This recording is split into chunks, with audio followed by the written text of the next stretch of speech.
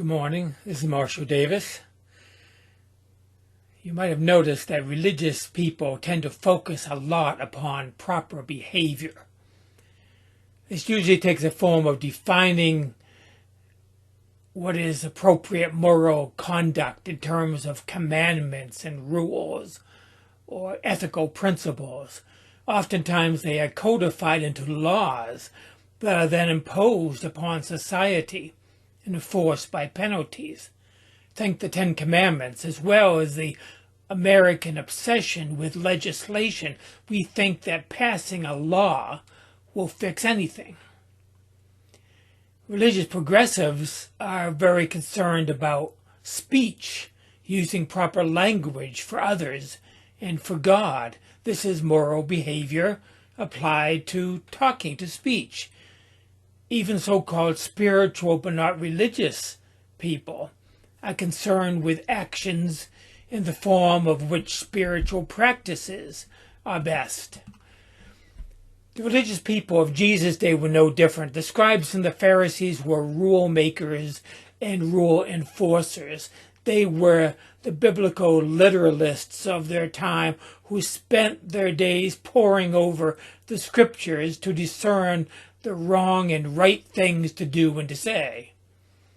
The priests and the Sadducees were obsessed with religious ceremonies as part of the sacrificial system of the temple. Both Pharisees and the Sadducees focused on behavior, and for that reason they had a hard time with Jesus, who had a very unique approach to spirituality. Jesus hung around with sinners and rule breakers and the unclean, people like tax collectors and prostitutes. Jesus was ostracized and criticized by religious people for doing that. Furthermore, Jesus broke biblical commands like Sabbath keeping, which was one of the top 10, as well as rules of ritual cleanliness. And consequently, people accused him of not believing and not obeying the Bible. Religious people went so far as to call him a blasphemer, whose power came from Satan rather than God. Jesus had equally harsh words for the religious people of his time. He called them hypocrites and children of the devil. He said they were clean on the outside but filthy on the inside. He said, "You Pharisees are so careful to clean the outside of the cup and dish, but inside you are filthy, full of greed and wickedness." He said, "Woe to you, scribes and Pharisees, you hypocrites! You are whitewashed tombs, which look beautiful on the outside, but inside are full of dead man's bones and all uncleanness." Religious people focus on the outside. Jesus focused on the inside. Specifically, he focused on making the outside like the inside, what we would call today transparency, the opposite of hypocrisy. He also talked about making the below like above. Thy kingdom come, thy will be done on earth as it is in heaven. According to the Gospel of Thomas, one day Jesus noticed some babies nursing. He said to his disciples, "These nursing babies are like those who enter the kingdom." They said to him, "Then shall we enter the kingdom as babies?" Jesus replied, "When you make the two one, when you make the inner like the outer, and the outer like the inner, and the upper like the lower, when you make male and female into a single one, so that the male will not be male, nor the female be female, when you make eyes in the place of an eye, a hand in place of a hand, a foot in place of a foot, an image in place of an image, then you will enter the kingdom of God."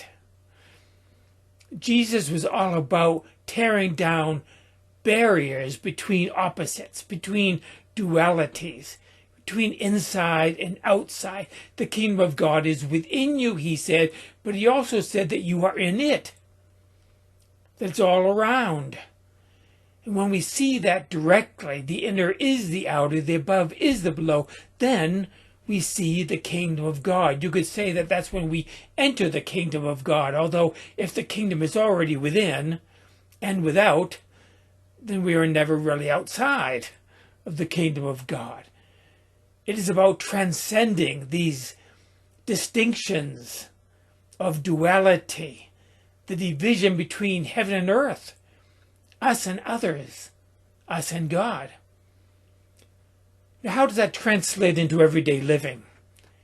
Jesus talked about this in the Sermon on the Mount. The Sermon on the Mount is about how to live the non-dual life. And he used a number of examples, but he starts off with a big one: murder.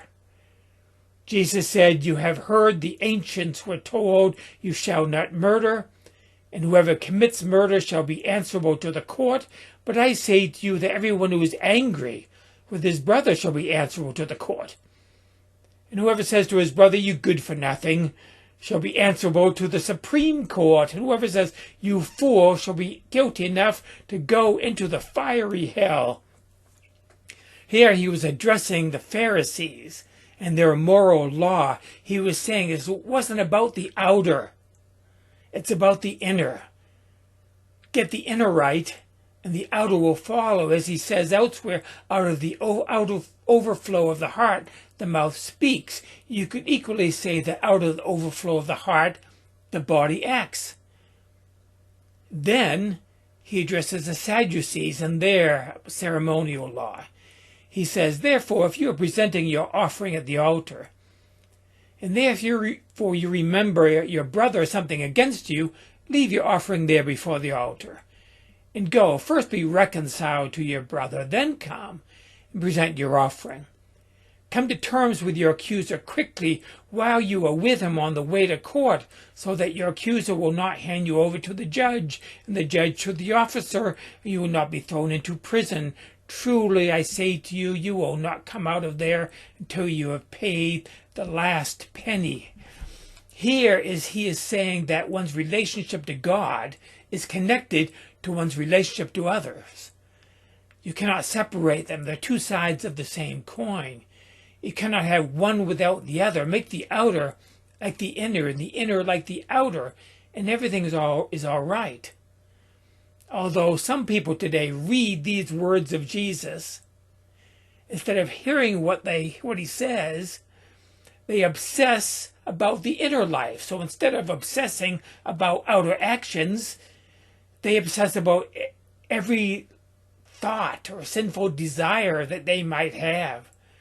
Jesus was trying to get rid of people obsessing about the guilt, and people turn his words into a way to become even more obsessed about guilt. That's how messed up some forms of Christianity are.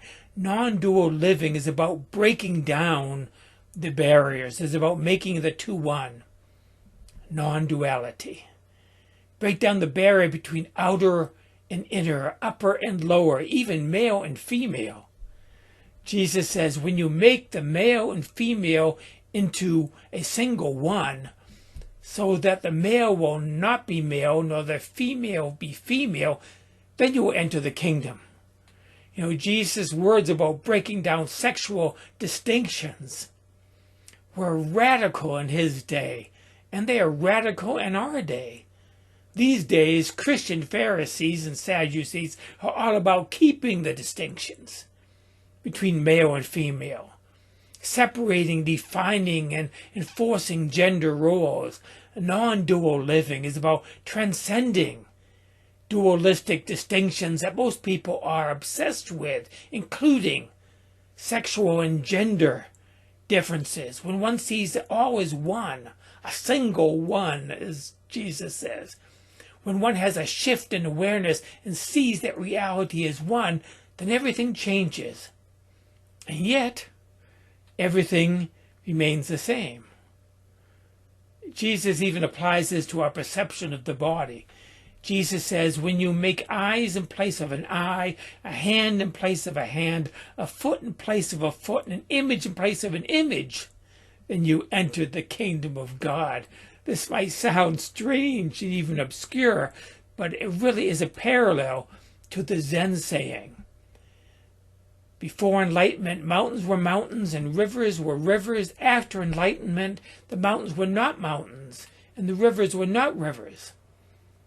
Then mountains were mountains again and the rivers were rivers again. Reminds me also of the Zen saying, before enlightenment, chop wood, carry water. After enlightenment, chop wood, carry water. Everything changes, and yet everything is the same.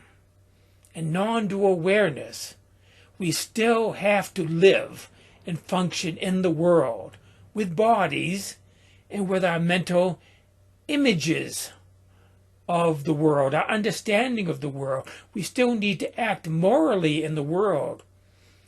And we live from non-dual reality and within non-dual awareness. We see there is no distinction between inner and outer. Anger on the inside is murder on the outside. Harboring resentment toward someone is harboring resentment toward God.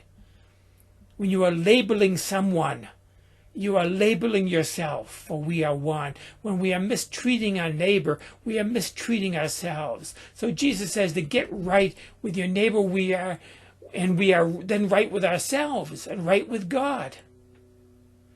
That is true worship. Anything less is hypocrisy. It's about making the two one, seeing that two are already one. The other is you.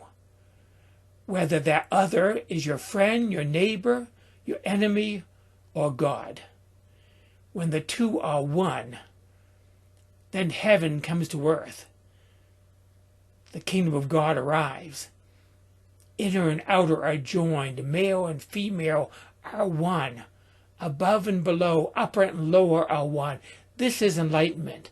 This is liberation. This is salvation. This is forgiveness. This is the kingdom of God. That is it for today. Grace and peace to you.